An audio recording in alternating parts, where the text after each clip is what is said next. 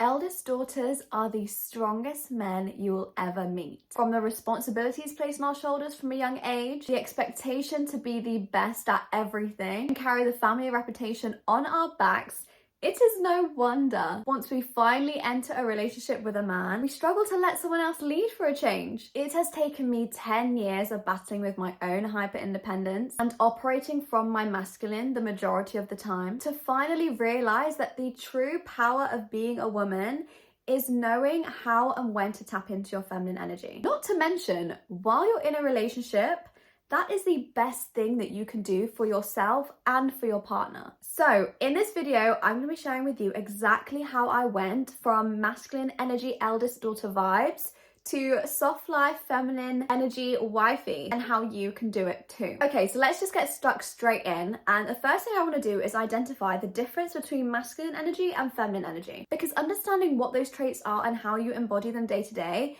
is so important. You can absolutely be a girly girl with feminine interests and still be operating in your masculine energy the majority of the time. That's something that actually really surprised me as someone that loves makeup and fashion and all things considered girly. It actually took me a long while to accept that in my behavior and in the way that I dealt with things, I was very much operating from my masculine a lot of the time. Masculine energy is associated with assertiveness, logic, and being independent. It's the energy that propels us to take action, to make decisions, and to tackle difficult things head on. Whereas feminine energy is more so associated with listening to your intuition, being nurturing and receptive. It's the energy that allows us to connect with our emotions more. Now, whilst we do need a balance of both masculine and feminine energy, as an eldest daughter, the trouble is you have likely been conditioned to prioritize masculine energy traits, and therefore you need to now learn how to lean more into your feminine energy to bring more softness and intuition and creativity back into your life.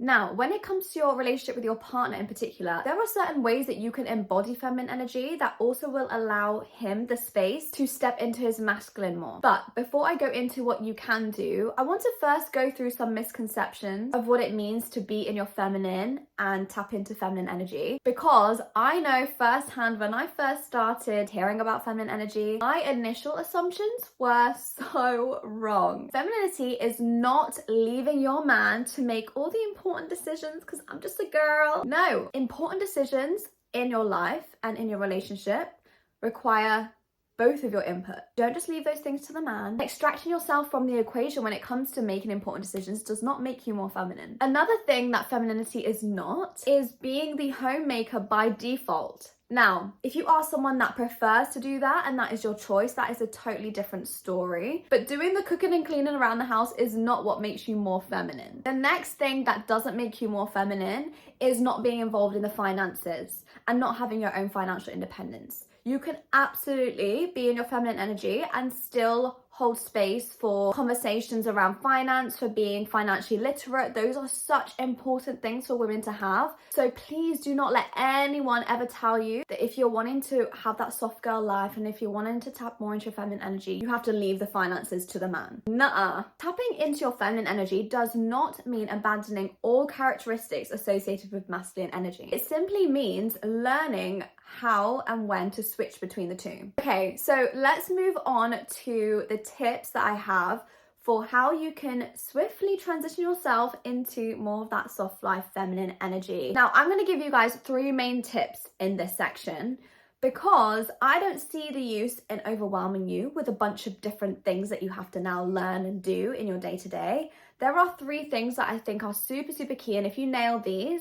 then you are just setting off a domino effect into heading more down that soft life path and being able to transform your life from being in your masculine and being super logical and goal-oriented and butting heads with your man to being in your flow state and in that feminine space and taking up that space confidently. With you being an eldest daughter watching this video, because this guide is specifically for you, there are 3 key things that help me personally really break down in my mind what it meant to be feminine and really helped me make that transformation, because there are a lot of tips out there when it comes to feminine energy, but I feel like the way some of us are conditioned, it is very, very hard to just let go of responsibilities and things like that. So let me break it down for you and how I specifically did it. So tip number 1, Take care of everyone around you, you know, nurture the people you love, including yourself.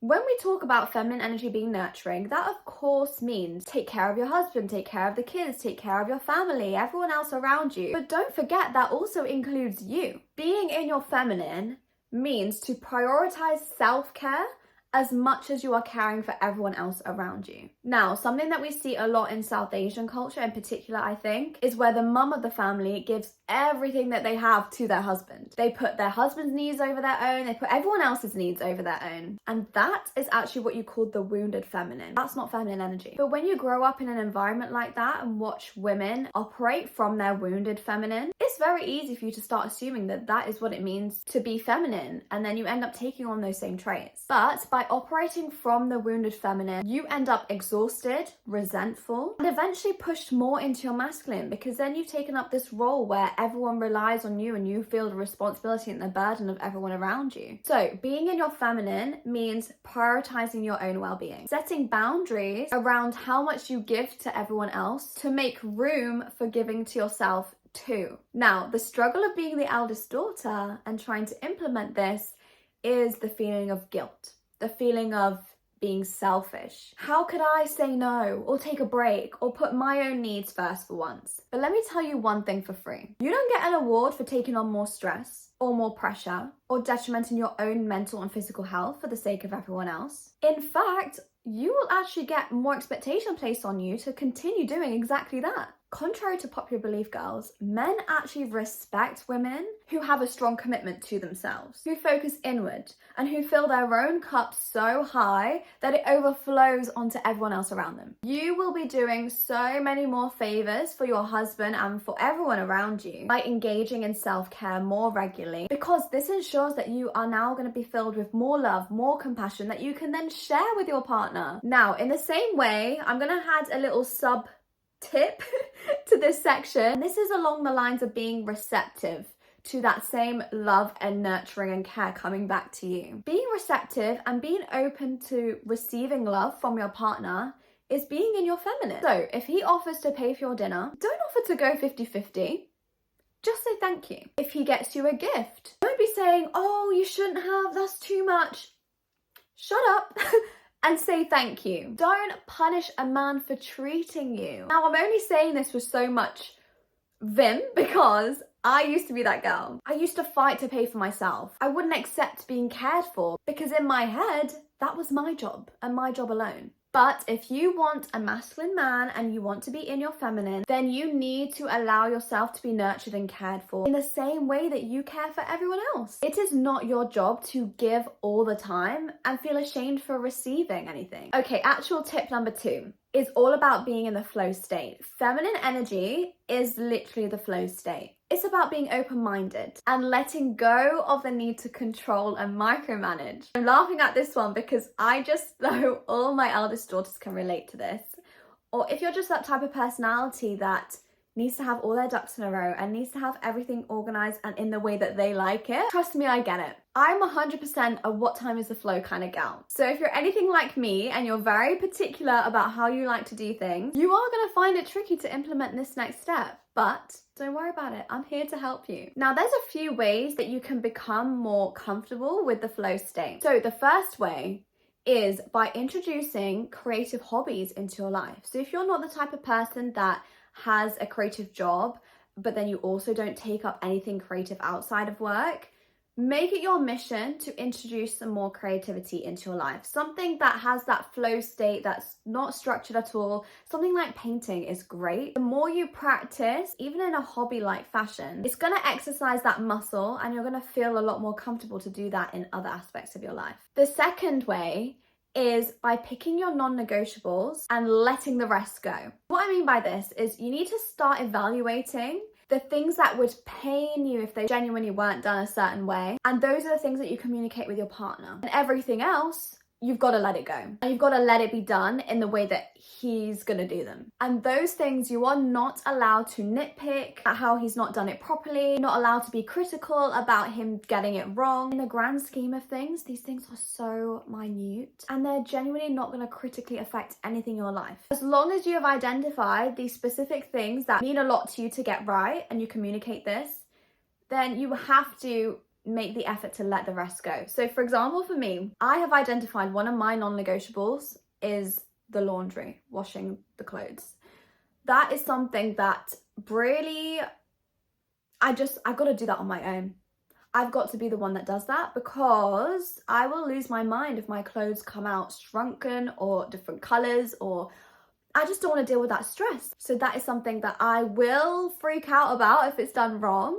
So if you're going to try and help me with it, then you're going to risk the wrath, essentially. But that is something that I've communicated, and going forward, I take on that responsibility. But there are other things that I used to be so nitpicky and so critical over if they weren't done the right way, if the dishes weren't stacked properly or put away in the right order, or the cutlery wasn't lined up properly, or if the sink wasn't cleaned a certain way. There are so many other things that I used to be so nitpicky over. You have to let it go. There is no benefit to anyone with you getting so stressed over these little niggly things, but because you're so used to things being done in your way. And I know it's hard to not take offense why some people don't meet your standards and why they don't do as good a job as you, so you may as well do it yourself. Don't take on the burden of other things just because you think someone's not doing it as good as you. Just let them do it. I get it, because I was that girl. As someone that has grown up with that perfectionist nature, you've got to understand that not everything has to be perfect. It really doesn't. Now, disclaimer, this does not apply to the men that weaponize their incompetence. Because if your partner does this, that is a different conversation we need to have another day. When I'm referencing men in this video, I generally mean the healthy men that genuinely want to help and care for you, not the toxic a-holes that are just trying to make your life harder. That is a whole different ballgame, and that's something that we could talk about another day. That last tip leads me really, really nicely onto the third one, which is practicing appreciation. I know it can be really hard to think that other people are just not putting in their best efforts, or why aren't they doing things in the exact right way when I know exactly how things should be done, or I figure everything out by myself. Why can't they do the same thing? Not everyone is built the same way. Not everyone has had your upbringing, or, you know, has developed your perfectionist nature. And sometimes we just simply have to accept that. And we have to accept that things aren't that deep a lot of the time. You learn to appreciate everything in your life. You know, gratitude is such a huge part of feminine energy. So if you're not someone that's usually very vocal about how appreciative you are of the people around you or the things that they do for you, big or small, start now. This could be with your friends, with your family, or with your partner. Nothing bad ever came from telling someone how much you appreciate them or what they've done for you. And let me tell you, this is such a great way to strengthen your relationships with the people around you, because you are allowing yourself to tap into that more emotional and vulnerable side of yourself, which is rooted in feminine energy. Okay, you guys, those are my 3 main tips. I have plenty more, but I really did want to narrow it down in this video and not overwhelm you. I wanted to give you the kind of basics and the fundamentals of what actually helped me get started.